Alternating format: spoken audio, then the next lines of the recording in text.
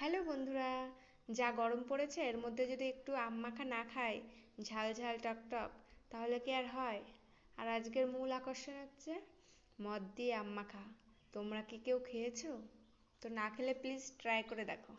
চলো শুরু করে দিই। আমগুলো ভালো করে কুচিয়ে নিলাম।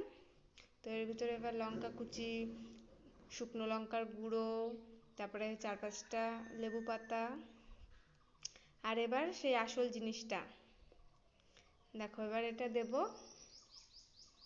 তোমরা প্লিজ ট্রাই করে দেখো। তো এটা দিয়ে এবার ভালো করে মেখে নেব।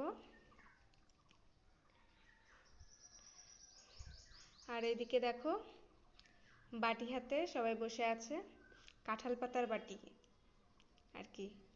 তো সবাইকে দিয়ে নিই, আর তোমরা এদিকে লাইক কমেন্ট করতে থাকো আর আমরা খেয়ে নিই। তো বাই।